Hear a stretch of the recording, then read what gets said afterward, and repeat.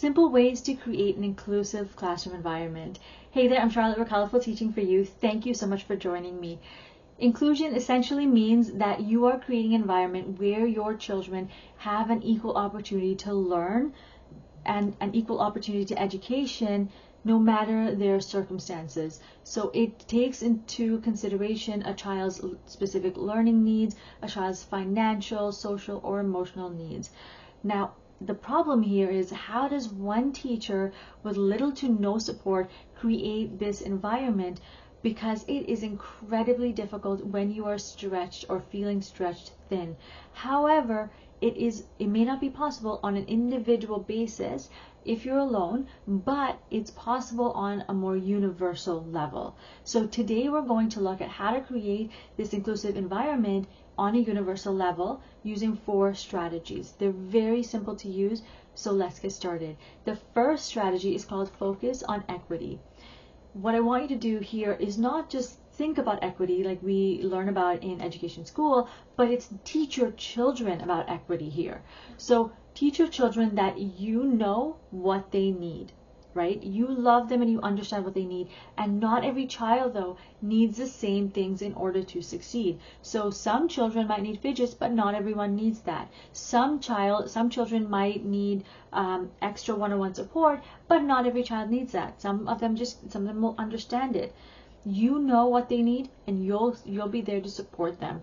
Remind them about that, especially when they're whining about, oh, that looks like a toy and I want that because it's a shiny new object.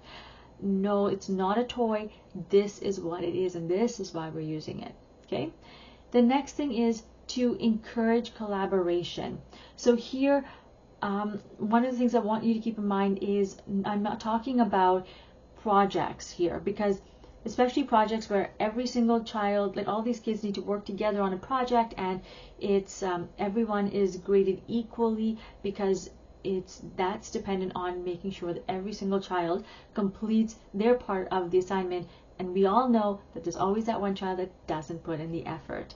So we're not talking about that. What we're talking about here is grouping kids, yes, but this is for the purpose of learning. So perhaps you've done a full class discussion, and now we're going to group our kids into small group environments so that they learn from each other, so that they are able to discuss what you've talked about, and perhaps if they've missed something, they can learn from one another and really delve deep into maybe a discussion question that you might have. Okay, so this is what we're talking about for collaboration, not projects, but getting together to learn and on a deeper level. Number 3 is create community. So maybe you want to have a community circle. I don't know, whatever it is that you like, form some sort of community. I like the idea of a circle because it makes sure that everybody feels included and everybody's face and voice is heard. Here you might want to teach about a specific topic, or you might want to open it up to talking about what kids are struggling with. Perhaps it's bullying or peer pressure.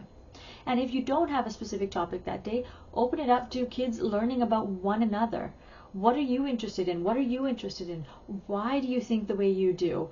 What did you learn about at home or at your soccer game? Let's learn about each other so we can form closer connections to one another. Okay? And then the 4th one is their space. So creating a space for them where they can, if they're struggling with their bodies or their minds, they can go off to the corner that you've created, just a small space with items that you've probably found in your home and your classroom, nothing big and fancy, and they learn to calm their minds and their bodies down so they can come back into your learning environment on an independent basis and get back into whatever it is that you're teaching them. Now, this is going to take time and training, and so I've created a free resource first to help you create the environment, and then the second part, this is the paid part, but it's not a whole lot. It's going to teach you how to teach your children to be more independent when using this area and understanding their emotions, and also how to help you track their progress over time. So if you'd like to learn about the free resource or the paid ones, check out the link in the description and go to step number 4 where we talk about their space. All right? Now, let's recap, because we've talked about quite a bit when it comes to creating an inclusive classroom. We've looked at why we should be creating an inclusive classroom, and we've also looked at 4 different ways that we can do that. Number 1 is focus on equity. Number 2 is encourage collaboration. Number 3 is create community, and the 4th one is their space. All right, thank you so much for joining me. If you have any questions, please feel free to message me. In the meantime, remember to create, experience, and teach from the heart. Thank you so much. Take care.